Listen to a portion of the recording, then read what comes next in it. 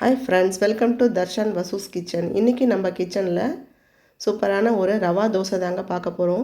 இட்லி மாவு தோசை மாவு இல்லாத போது இந்த ரவா தோசை நமக்கு சட்னி நம்ம வீட்டிலே செஞ்சிடலாங்க. ரவை மட்டும் இருந்தால் போதும்.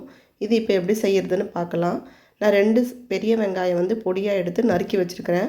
ஒரு துண்டு இஞ்சி, கொஞ்சம் கருவேப்பிலை, 2 பச்சை மிளகாய், கொத்தமல்லி கொஞ்சம் நறுக்கி வச்சுருக்குறேங்க. 1 ஸ்பூன் அளவுக்கு மிளகு தூள், 1/2 ஸ்பூன் அளவுக்கு ஜீரகம் எடுத்து வச்சுருக்கிறேன். இப்போ இது எல்லாத்தையுமே நம்ம மிக்சிங் பவுலில் போட்டு மொத்தமாகவே நம்ம கலந்து எடுத்துக்குவோங்க. இந்த ரவா தோசை ரொம்ப கிறிஸ்பாக இருக்குங்க. இது சாப்பிட்றதுக்கும் நல்லா டேஸ்ட்டாகவும் இருக்கும். தினம் இட்லி தோசை அப்படின்னு சாப்பிட்றதுக்கு பதிலாக நம்ம டிஃபனில் கொஞ்சம் வெரைட்டியாக செஞ்சோம்னா குழந்தைங்களும் சாப்பிடுவாங்க.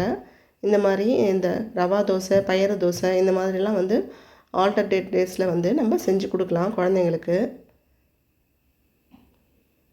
இந்த ரவா தோசைக்கு சைட் டிஷ்ஷாக நான் தேங்காய் சட்னியும் தக்காளி சட்னியும் தாங்க செஞ்சுருக்கிறேன். இது ரெண்டோட காம்பினேஷனுமே ரொம்ப நல்லாயிருக்கும்.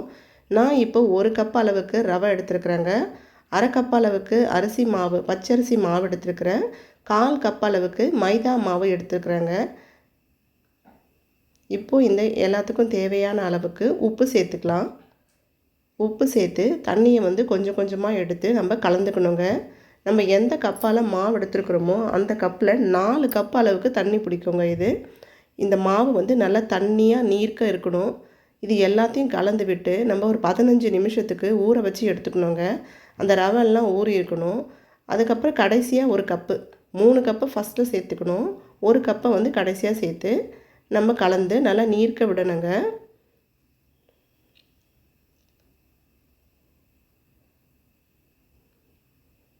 ஒரு 15 நிமிஷம் அளவுக்கு இது ஊறட்டங்க.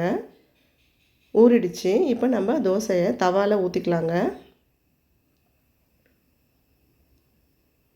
நல்லா தண்ணியாக ஊற்றினா தான் நல்லா அந்த ஹோல்ஸாக வரணுங்க. அப்போ தான் கிறிஸ்பாக இருக்கும். இப்போ dosa ready. Rava dosa, hotel style rava dosa சூப்பராக ரெடி ஆகிடுச்சுங்க. இதுக்கு காம்பினேஷனான தக்காளி சட்னியும் தேங்காய் சட்னியும் ரெடி.